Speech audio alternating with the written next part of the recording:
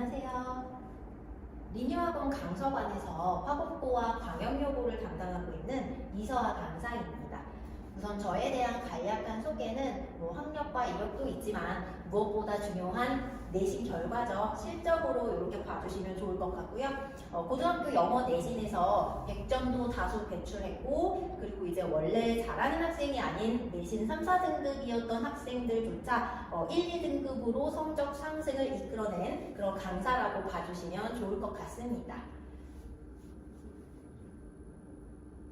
본격적으로 화곡고 내신 설명에 앞서서 얼마 전에 중요한 발표가 났죠. 서울대에서 정시 개편안을 발표했는데요. 그 내용 중에서 교과 비중 20%를 40%로 상승시키겠다, 이렇게 이제 발표를 했습니다.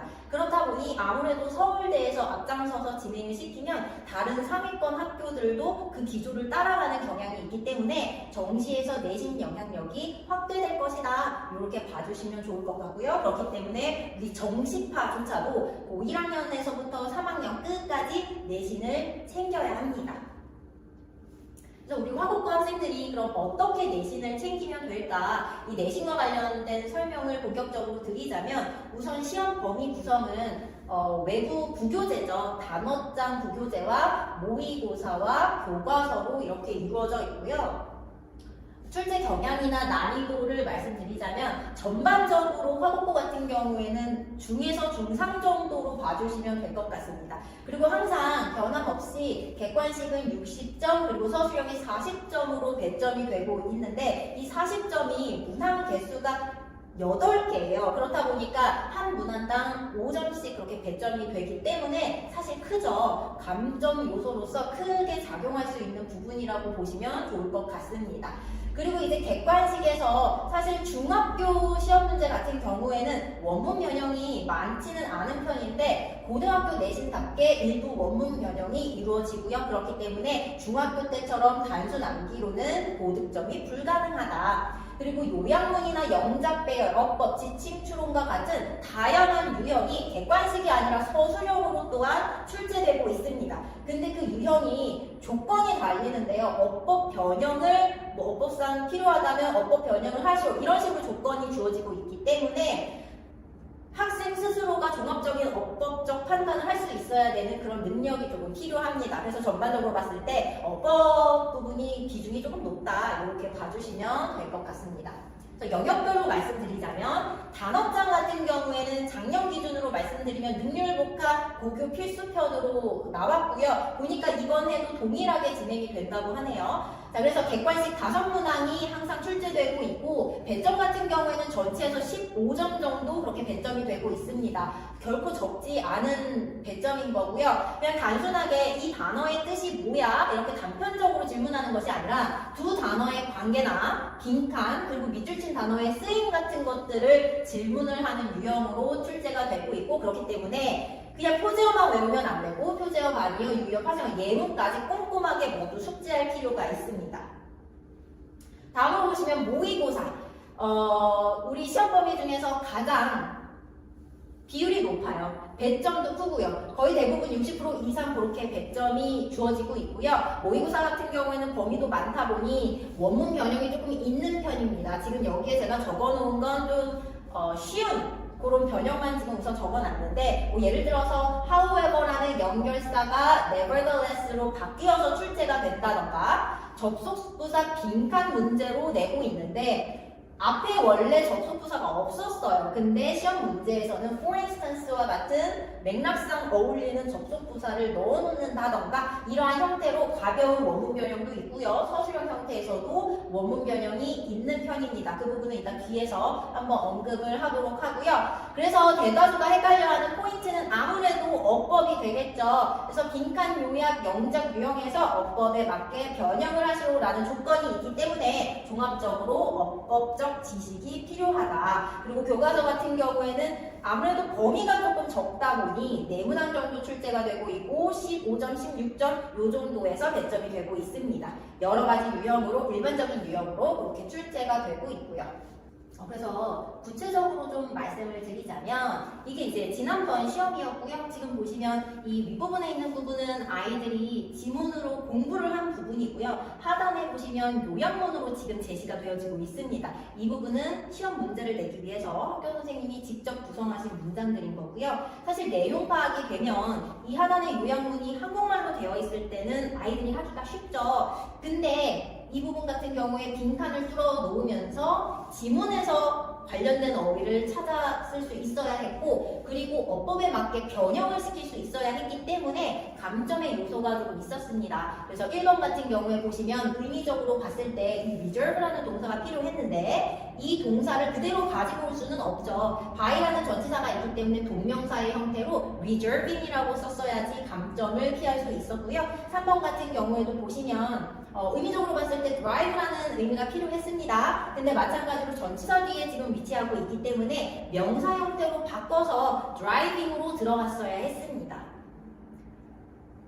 다음 문제 형태도 마찬가지로 서답형 문제 형태인데요. 이거는 이제 요약문은 아니었지만 우리 학생들이 배우는 부분에다가 밑줄을 좀 쳐 놓으셨죠. 빈칸으로 뚫어 놓으셨는데 여기서 보시면 내용에 어울리게끔 지문에서 알맞은 말을 찾았어야 했고요. 근데 이 부분도 마찬가지로 어법에 맞게 변형을 할 수 있었어야 했습니다. 그래서 여기 오른쪽에 보시면 이 부분은 원래 학생들이 공부한 지문인 거고요. 일부 표현들이 변형이 되어져서 이렇게 등장을 하고 있는데 여기서 보시면 fail to take into account라고 하면 뭔가를 고려하지 못하다죠. 그 부분이 지금 밑줄 한 칸으로 주어지고 있고요. 고려하지 못한다라는 의미로 쓸 수 있는 이 상단에 보시면 neglect라는 단어가 있죠. 그래서 이 부분을 여기에 어울리게끔 적어줘야 됐는데 이 문장을 보시면 some scholars가 주어로 들어가고 이 빈칸 부분이 동사 역할로 지금 들어가고 있기 때문에 우리 동사 자리로 neglect로 넣어주면 되는 부분이었고요.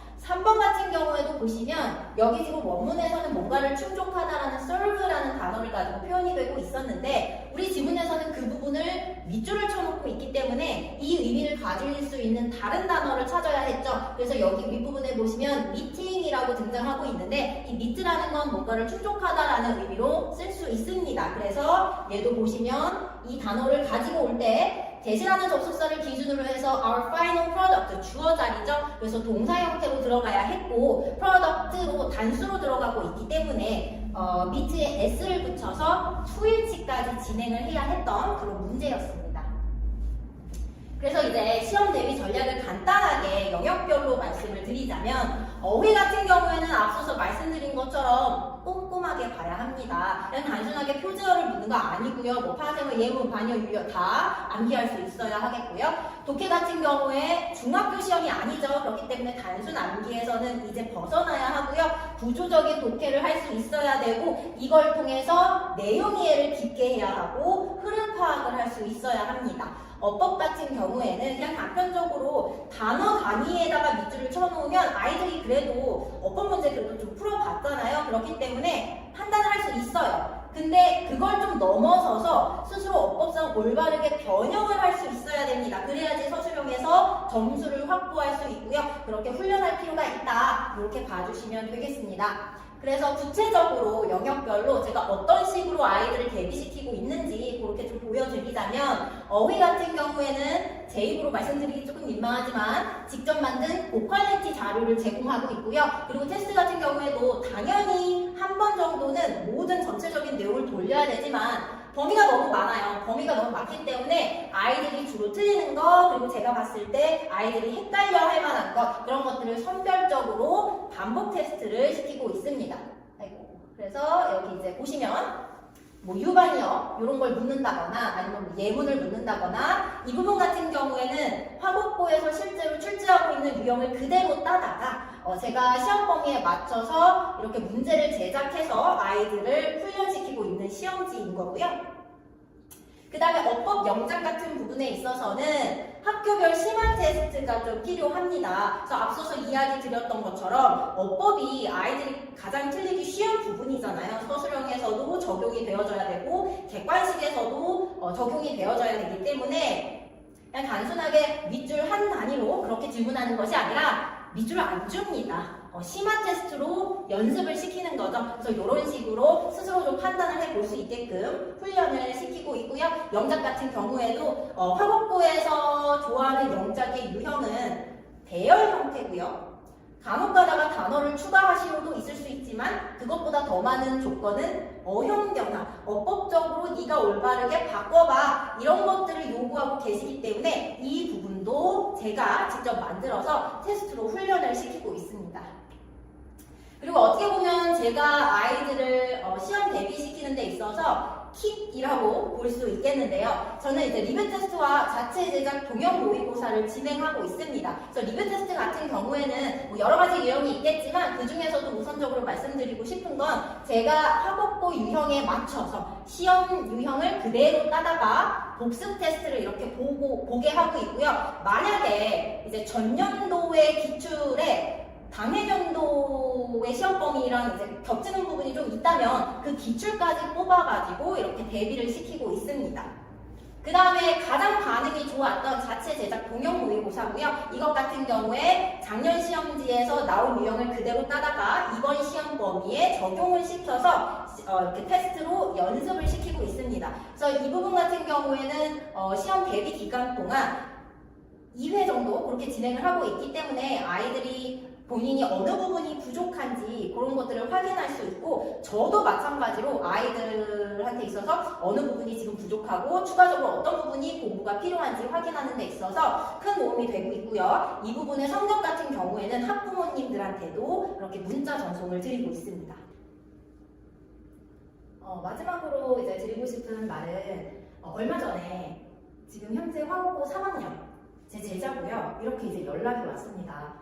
다른 선생님의 수업을 들을 수가 없습니다. 아니면 뭐 또 다른 학생인데요. 제가 만든 모의 내신을 푼 이상 다른 자료는 자료 같지 않다. 뭐 이런 식으로 학생들이 연락을 보내줬어요. 근데 이 학생들 전교권 학생들이고요. 근데 이런 학생들이 저한테 이렇게 표현을 해준다는 건 사실 제가 그만큼 열심히 수업을 하고 있기 때문이기도 하고 또 열심히 자료를 준비하고 있기 때문이기도 합니다.